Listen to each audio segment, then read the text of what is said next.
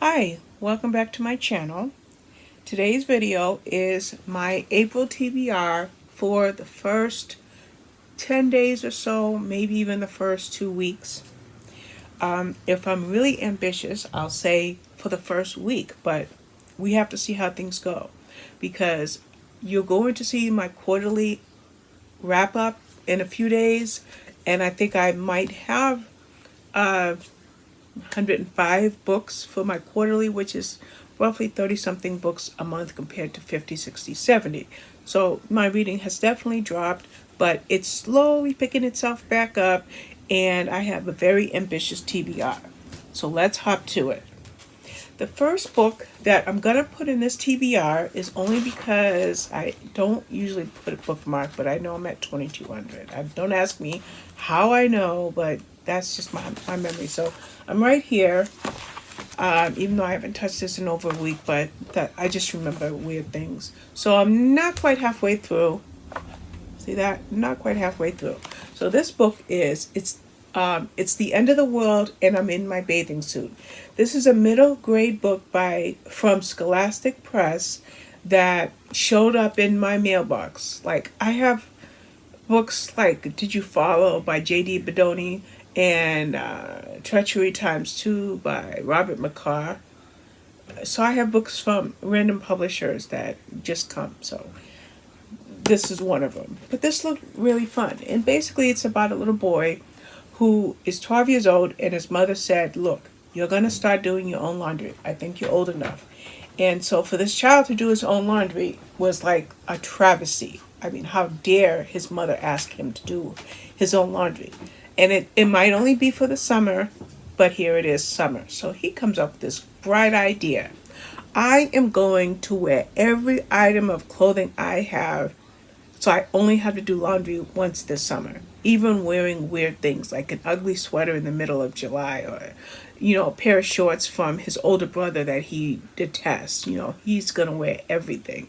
Well, one day it's beach day. I think it's called Beach Bash. Beach Bash is about to happen.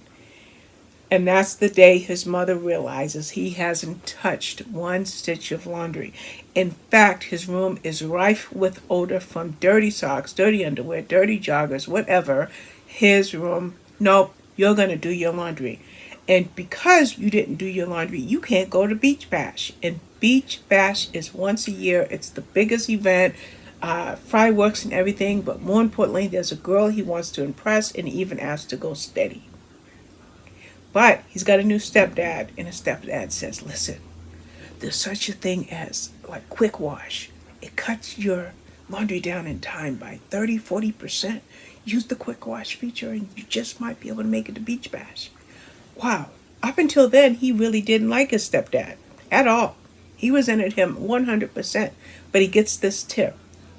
Well, right in the middle of doing his laundry, something happens, and now he's in his bathing suit. The only other people he sees are other kids, and it's the end of the world. That's exactly why I am with this book. I haven't gotten any further, so I'm anxious to see why these kids are the only ones roaming around and what happens. So that's the very first thing I'm going to read today. If I go in order, and now I'm going to be using the list that I compiled in my planner, but I'm also going to be using Goodreads for some of the summaries because I'm not familiar with the majority of these books. So the next book I want to read, and I may not read these in any particular order, is Every Summer After by Carly Fortune. This book will be out May 10th, and this is basically 6 summers to fall in love, 1 moment to fall apart, a weekend to get it right. So I imagine it's a cross between women's fiction and romance, and I'm simply just going to summarize these very quickly. Persephone Fraser, it says they say you can never go home again, but she made the biggest mistake of her life a year ago, and now I guess she's back home. Oh, she has 6 summers to make a change. And I don't know any more about the book than that, but that is Every Summer After. Okay, so let's see how efficient I can be with the way I organize things on Goodreads. We're going to test my mettle here. The next book I have is The Next Thing You Know by Jessica Strouser. This book just came out on the 22nd, but I hadn't had a chance to read it yet. And the quick summary of this is a musician facing the untimely death of his career. Let me read that again. A musician facing the untimely end of his career. An end of life doula with everything and nothing to lose. A Star is Born meets Me Before You in this powerful novel by the author of A Million Reasons Why. So that looks really good. I can't wait to read that one. Since that one is already out, no doubt I'll read it before every summer after. No doubt. The next book I have here is, I had mentioned Robert McCall getting books from random publishers or authors.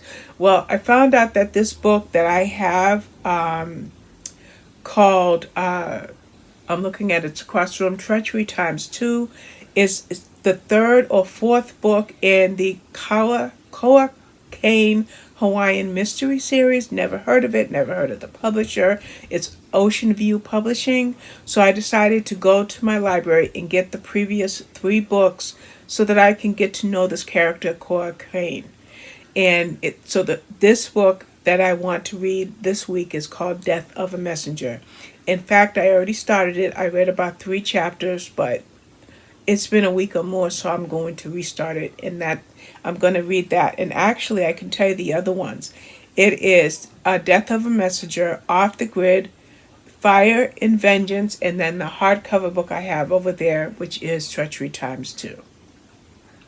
The next book I have written down is The Scent of Burnt Flowers. This is by Blitz Bazawule, someone from Ghana, so forgive my pronunciation. And the short summary is, fleeing persecution in 1960s America, a black couple seeks asylum in Ghana, but fresh dangers and old secrets threaten their newfound freedom in this hypnotic debut novel. So it's a multicultural debut novel. It's fiction because it says steeped in the history of mythology and post-colonial West Africa at the intersection of the civil rights movement in America. This gripping and ambitious debut merges political intrigue, magical encounters, and forbidden romance in an epic collision of morality and power. So, yeah, definitely want to read that. The next one I have, this is for a blog tour. It's called 214 Palmer Street, and this is by Karen McQuestion. I think I've read 1 book of hers so far, and this is basically a house with a secret, a woman with nothing to lose. And basically, it's a psychological thriller, and it's about a woman named Maggie who sees a beautiful Venetian blinds moving in the Caldwell's front window, and she freezes. If her neighbors Katie and Josh are away, who was in the house? So that's one of the books I want to read. Like I said, that's for a blog tour. The next one I have here, this is, I think, a memoir. There's not a whole lot of it. No, there's really not much about it on Goodreads, but I want to read it. This book, My 7 Black Fathers, The Men Who Made Me Whole, is by Will Jawando. And it is a call to action and a narrative that runs counter to every racist stereotype that thwarts the lives of men of color today. My 7 Black Fathers is a memoir like few others, both the story of Yemi, a boy with an African name who feels awkward and alone as he is shunted from school to school, and a powerful consideration of the role of race, masculinity, education, and family in the lives of black boys in the United States today. Very relevant. Very, very relevant. Definitely going to read that one. Then I have The Echoes. I just want to show you something. The Echoes is in this series.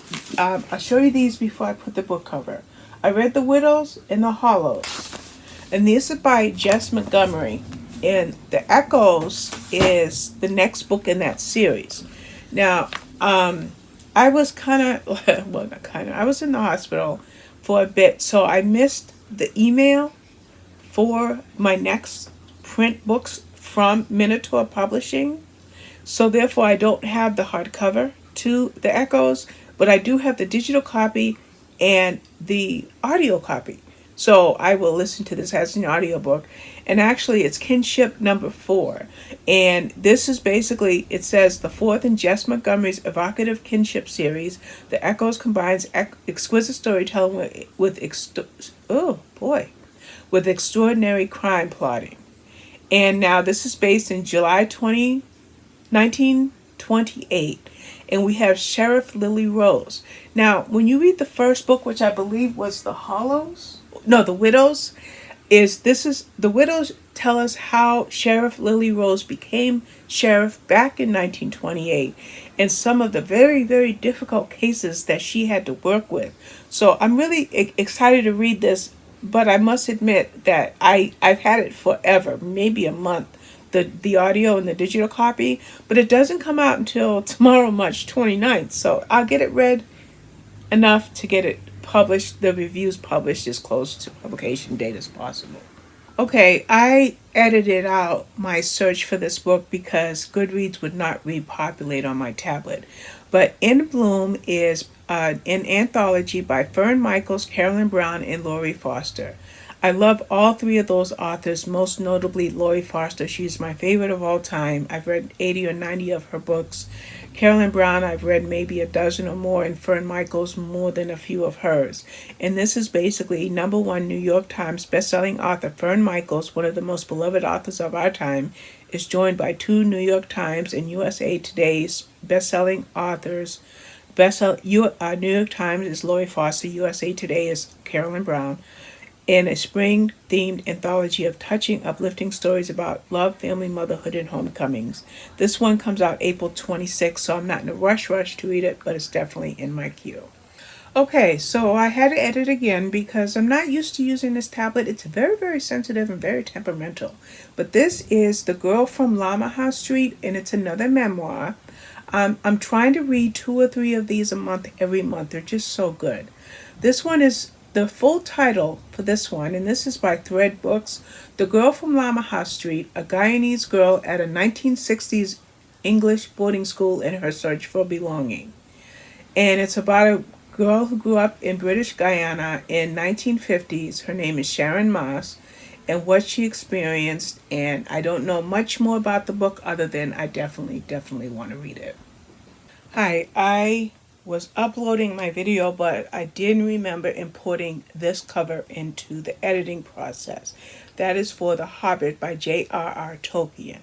Now, Sunday, I think it was, or maybe Saturday, was Tolkien Reading Day. And so I was challenged by Craft and Journey to read the Lord of the Rings trilogy. So I'm like, I can do it, but I couldn't do it in one day because I want to do them as audiobooks, and each audiobook is 18 hours or 20 hours, 21 hours even. So with that, I figured I would read one book Saturday, one book Sunday, one book Monday. But then midday Saturday, I get a message on my community tab on YouTube saying from Jean, Rebecca Crafted Journey's sister, saying that, Robin, you really need to read The Hobbit before you read the trilogy. I said, gee, thank you, because I'm 26% into The Hobbit, but I am completely lost. So my library had The Hobbit, so I've got all 4 books downloaded. So I will incorporate an hour or 2 a day from The Hobbit to the 3 books in the trilogy over the next week to 2 weeks. I'm not going to rush through it. I have way too much on my queue, as this video will illustrate. Okay, I did want to edit this into this video before I finish uploading it. I don't think I missed it, so you may hear me mention The Hobbit more than twice because I've been editing for like 2 hours and I'm tired. So I'm just going to stick this in where I think it should fit according to the list that I created. Okay, we're going to go back to my list, which is this book here. This is going to be published April 26th. It's called Unmasked, and it is My Life Solving America's Cold Cases. So it's true crime, and let's see what the letter is from the publisher. It says, as fellow true crime readers, we're very excited to send you one of the first advanced copies of Unmasked, My Life Solving America's Cold Cases, a career memoir by investigator Paul Host. So that's 3 memoirs that I'll be reading this week. And so most people know Paul Host as the gifted cold case detective with a big heart and charming smile who finally caught the Golden State Killer. But until now, no one knows the man behind it all, the person beneath the flashy cases and brilliant investigations. So that's this book, and I'm looking forward to that. So next I have these books I'm going to interweave intimately with all the other ones I just told you about, because the next one I have here is for the next few I am going to tell you about here are for blog tours. And so this one here is The Killer's Family by Miranda Smith. I think I've read 3 or 4 of her books so far. And this is basically, it says, I'll just read the first part of it. And this one comes out March 31st in a couple of days, which means I guess I'll read it in a couple before I read some of the other ones. We should never have kept our father's secret. Before my sisters and I were close, and now, a year after our father's funeral, we barely speak to each other. Molly won't accept the truth. Rachel can't forgive him. And I spend all my time digging through his life trying to understand. Then we hear the news. A woman has been found by the docks, her wedding ring stolen. The reporter says it appears that the local serial killer has returned. But I know that can't be right because I know who the killer was. Henry Martin, our father. So, that is The Killer's Family. The next one I have for blog tour after that one, I think my blog tour for that is April 1st, which is Friday, so this will probably get read probably tomorrow. The next one I have is A Plot Most Perilous, which is a Cassie Gwynn mystery, number 2. And this is by Genevieve Essig. And So this says, join Cassie Gwynn, bookworm, cat lover, and super sleuth as she gets herself entangled into a brand new murder mystery. So it's a cozy mystery. I read the first one, which should tell me a Perilous. It was a Deception Most Deadly. I'm sorry I didn't remember the title. But I read a Deception Most Deadly last year, and now I have this one. This is by Bookouture. And the covers of these books are so different than most of Bookouture's covers. And I have to tell you that you cannot read a book by its cover. But I remember when I got a Deception Most Deadly, I really did look at it because of the cover. And I'll pull up a Deception Most Deadly for this video, but just like that cover really intrigued me, this cover is just as delightful. So I wanted to just tell you that. The next one I have is At Least You Have Your Health. So what is this? Well, it's a fictional novel. Okay, it's not one of my memoirs that I have lined up. But it says here, behind the wholesome veneer of a wellness clinic, by the way, this is by Madhi Sinha. Behind the wholesome veneer of a wellness clinic lies a dangerous secret in this compelling women's fiction novel from the author of the White Coat Diaries. And it's about a doctor named Maya Rao, who is a gynecologist trying to balance a busy life with 3 young children, a career, and a happy marriage. She should be happy because she has it all. But due to a disastrous encounter with a patient, Maya is forced to walk away from everything, including her fabulous career. So that looks really good. Then I have The Pilot's Girl by Catherine Hoken, and this is Honey Winter number 2, and I did read the first one, which was The Commandant's Daughter, which I don't have that as a print book. But I will pot that up. The Commandant's Daughter was number 1 for the Honey Winter, and number 2 is this one here, The Pilot's Girl. And it says about 4 years later, after Auschwitz is over, what happens to Honey Winter. Now she's on the empty streets of Berlin, and we find out what happens to her after what she experienced in the first book in the series. So I'm definitely looking forward to that. The next one I have is If You Ask Me. Now, If You Ask Me was a book by Betty White that I read a few months ago, but that's not what this one is. This is looks like a romantic comedy, actually, and this is by Libby Hubscher. And it says, when an advice columnist's picture perfect life implodes, she opts to go rogue in this hilarious, heartwarming romance from the author of Meet Me in Paradise.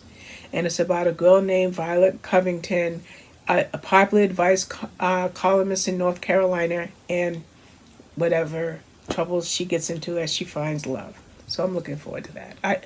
When you read memoirs or historical fiction or psychological thrillers, you need light books. So when I create or curate my TBRs, I throw in a light book here and there, and that's what this one is.